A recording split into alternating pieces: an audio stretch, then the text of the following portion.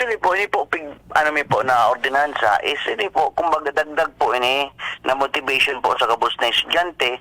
Kasi bako lang po ini ang pig file ko po, uga pa po akong pig file na academic bonus, na insentibo po para sa deserving student, sa public and private elementary, high school student, na sinda po matawan pong unra na from time to time, at least po ang ang gobyerno po, may suporta po sa ng financial assistance na hanggang kaya lang po kang budget. And with regards mo po digi sa top board notcher, top notcher, top 1, then ini po additional motivation na naman po sa estudyante.